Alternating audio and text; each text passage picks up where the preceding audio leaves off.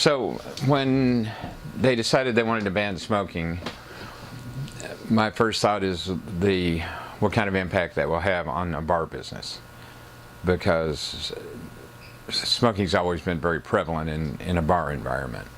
So then my thought was, well, will they just stop at a liquor store on the way home now and get a six-pack so they can still smoke when they're drinking? You know, what will happen? So I was trying to figure out a way to offset the loss in income from that ordinance, and at the same time that they had never allowed buildings in the downtown area to be taller than the courthouse. They were really adamant about it, you know, this is our centerpiece and we don't want anything blocking the view. Right. Well, then they had this EPA site over here where they used to make semiconductors, and so they had problems with PCBs and whatever anyway. So it's a big lot just north of the Justice Building. So they hadn't been able to get anyone to develop it because of the cost. Well, these guys came along and said, we'll go in there and pay for the cleanup, but we're going to have to build high on this footprint in order to be able to offset the cost of all of it. So the city council, they hemmed and hawed and hemmed and hawed, and they finally said, okay, you know, because it had been sitting there empty for many years. So they signed off on it, and now we have Smallwood. Okay, that's how Smallwood came into being. But that's why it's so tall and massive and whatever, was it needed to be that size in order to offset the cost of preparing the ground. Well, once they allowed Smallwood to build that high, then they had to let everybody else build that high. Right. So all of a sudden then we've got apartment buildings. We had 5 cranes, stationary cranes, in our skyline simultaneously. For a town the size of Bloomington, 5 cranes is a big deal. And so there were hotels popping up. They built the Hilton over here, and then they built the whatever this Suites is that's just north of Smallwood. Now we have a new Hyatt Regency down here. They built the Omega building across the street. I mean, everywhere. And if you, anywhere between 17th Street and this way, there's a new apartment building somewhere. So then it was the thought, okay, this space had become available. What can we do? So it was one of the employees said, put a convenience store in it. I mean, because all these people got to eat. And so anybody know how to run a convenience store? No, I don't. Do you? No, we'll figure it out. So that's how Black's came into being. Unlike a regular convenience store, we have a stationery, we have school supplies, you know, because people come in and they need a notebook or pens, pencils, erasers, whatever. So we got a whole section for that. We have hardware, like we got pliers and wrenches and screws and nails to hang things on your wall, and poster putty, and anything that we could think of or that the customer could suggest to us that might be a good item to carry. We just started, if we could find it, then we brought it in and put it into our inventory. Plungers is a good example, you know. I remember the first day that happened, a guy walked in and said, we had this big panic look on his face, and he said, you guys have plungers? I need a plunger. So you have no idea. I can just imagine the apartment below him, the water climbing up, you know, from being flooded. So anyway, that's how we got into the business with the Mercantile. Now, you said at the time, you know, when the space came available, or when those guys kind of ran out of money and stuff, you weren't necessarily doing anything. What was there a specific reason why you got, like, what made you want to open these? Was it just because you wanted to start making some money, you knew it was a place to make money, or can you elaborate a little bit on that?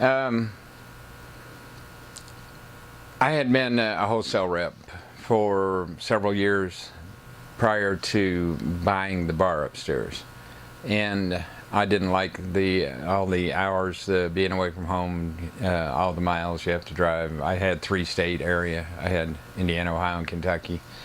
And so I didn't really see that job going anywhere. I made a lot of money doing it, but I just couldn't see continuing in that direction. and so when this place, when it was about to close, and the opportunity, if the creditors had foreclosed on it, then the creditors wouldn't have gotten a penny, because most all of the money that was raised was spent on remodeling the building, which they didn't own.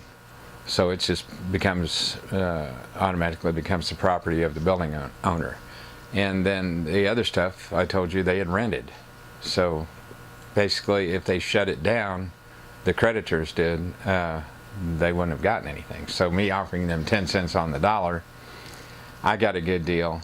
They got a lot more than they would have, as far as recouping their investment. And I'd never been in the bar business. My mom bought a liquor store once for a little while, just because. I don't think she ever worked it. I think she bought it for her husband, so he'd have something to do in the summertime, because he was a coach. And he had a lot of good old boy buddies. But anyway, I didn't really, I could see the whole time that I knew these guys, I could see how they could make money if they'd stop doing what they were doing. Like, you can't, if you're renting everything, if you just purchase it. For instance, they were being charged $101.33 a month for their ice machine. As soon as I bought it, I called him up and told him that I'd give him $200 for the ice machine, or he'd come get it. And he's going, "Oh, no, you can't swear a lot more than that, you know." And I said, "Come get it." So then he called up like 12 hours later and said, "All right, $200. So they're paying $101 a month, 12 months out of the year. The first thing I did was buy it for 2 months rent. Okay, now I don't have that bill anymore. They had way too many people on, or staffed. Like, they had 3 doormen. They had one at the front door and one at the back door, and then one just floating. 2 bartenders behind each bar. Back then, there was no business. They had one guy that just ran the movie projector. So all he does is turn it on and turn it off. In fact, they were paying him, to be there the whole time in case something might go wrong. Well, I just said the bartender can turn it on and off. So anyway, I could see where he could easily make money. So then I just took the chance and bought them out, and away we go. Oh, they didn't have liquor either. So that was another one of the first things I did, was buy a liquor license. What sets the Vid apart from, like, KOK or Kilroy Sports Bar or Dunkirk and all that? What kind of makes it unique?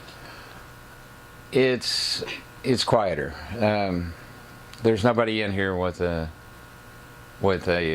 fake ID. It's more of a mature crowd. You don't have people screaming, yelling, jumping up, down, or throwing up on the table, or it's kind of the opposite, or not opposite, but people who don't like the loud spring break type environment come here, where they can sit down and have a conversation with the person beside them without somebody screaming in their ear or trying to dance on the bar or whatever. It's just a different environment. It's just more of an adult environment. So, kind of going off of that question, what kind of demographic or what type of people do you see here? Like at Kilroy's, at KOK, you see all the college students that want to go crazy. I know you said it's more mature. Mm-hmm. Can you go into that? Here you see like law school students, MBA school. They have each of them has a contingent that comes here on a regular basis. Like the MBAs were coming over every Thursday, one school year. I don't know what they're doing this year, for instance. We have a group of law enforcement that on their day off they get together and come here, because everybody will just leave them alone. They're not in uniform, so if you didn't know them, you wouldn't know anyway. But it's someplace they feel comfortable, where there's not people screaming and yelling, and they can just relax also. So grad students, seniors, up to I would say early 30s would be the oldest, and 21 would be the youngest. I think there are some people that once they come in, they go, "Oh God, thank God, this is where I want to be. This is cool." Even if we have 500 people in there, it's still controlled chaos. There's a whole lot, but everybody leaves. Everyone's respectful of everyone else, and it's a comfortable place to be. You don't hear anybody giving minorities a hard time. If you hear it, it won't last long. Or, they won't be here long. We don't ever have police runs here. We never have issues. If someone is out of line and we tell them to leave, they don't ever get to come back. Ever. And so you don't have any repeat business that way, or recidivism, or whatever we call it. So you've had, I think you've had Blacks a little, not as long as the vid, but you've had it for some years now. What do these two businesses mean to you personally? Well, it's family business, so it's kind of an extension of your personality. It's nice having this one. They complement each other in a way. The Mercantile pretty much serves the needs of downtown. I think it really provides a function for the downtown area. We have people during the daytime, the county and city employees all come here from the courthouse or the Justice Building or wherever. And then the professional offices in the area all come over here. And then at nighttime you get more of the downtown residents, the apartment dwellers and so on, and you get the bar patrons. And so it really provides a function. People come over, they want earplugs because they're going over to the Bluebird and the band's going to be too loud. Or you'll have restaurants come over because they didn't order properly and somebody needs 5 dozen eggs, to make it through breakfast.